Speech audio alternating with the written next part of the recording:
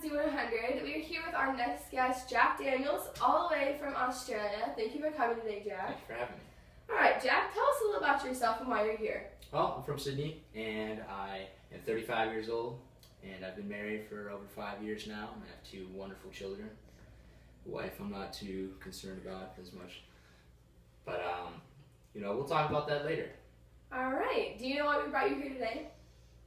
Not exactly sure why. No. All right. Well, we brought you here today just to kind of get to know Australia a little better and to compare some things with Australia versus how they are in the U.S. So Okay. we're going to ask you a few just like regular questions and just tell us as best as you can. Let's do it. All right. So in the United States, like social media is a really big thing amongst pretty much every age group. Yeah. And we were wondering if communication is like the same in Australia as it is in America. Well, it's very similar. It's, you got a lot of young kids who use the same things like Facebook and Twitter, and it's, all those other apps. And, we all use cell phones, so it's very similar in terms of communicating. But network is a big thing over in Australia. That's cool. That's cool. All right. Well, what is like the main, how do people get around in Australia? Same as they do in America. On that, please.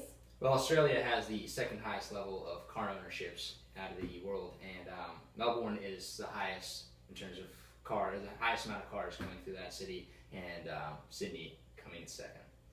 Unlike America, most of the people living next to the city will take the train and get to work that way. Interesting. And the unemployment rate in the United States is about 5.8%, which I think is like the lowest it's been in a long time. And it's pretty good for us, but how is unemployment like an issue in Australia? Well, recently more so, yeah. Due to our recent financial crisis, we've been having more people lose their jobs and struggling to find employment. But it's starting to pick back up a little bit. But we are the second highest unemployment rate in the Eastern Hemisphere, and we have, I believe 6.2% unemployment rate right now. Okay, so describe some of the things that like Australia does to like help the environment. Do y'all do anything, or do y'all how do y'all feel about the environment? It's not a huge concern in Australia, but there's about a quarter of our population is concerned about how the environment is affected and the means that it is. But it's a growing trend over the years. We got more young kids kind of looking to go green and recycle and improve the place, make the animals feel good. But, yeah, I understand. A lot more people are using environmentally friendly products and things, and that's been helping out a huge amount. Yeah. So hopefully we can continue to pick up this trend and cause kids to want to recycle, because not only does it help our environment, it helps us to keep producing more products. Yeah, it's good. Good. All right.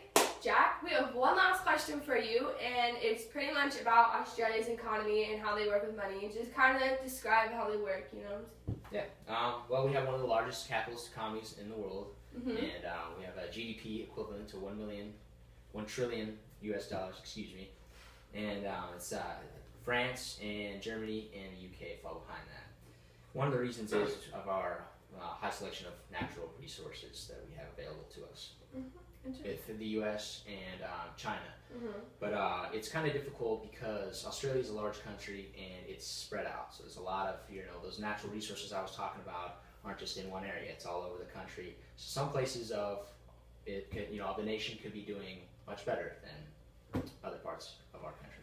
Oh, that's really interesting. All right, well, thank you for coming. You really, No problem. Thank you for having me. You really enlightened everyone, all of our listeners, about Australia. Glad I could help. All right, well, thank you, and I don't even know what to say next.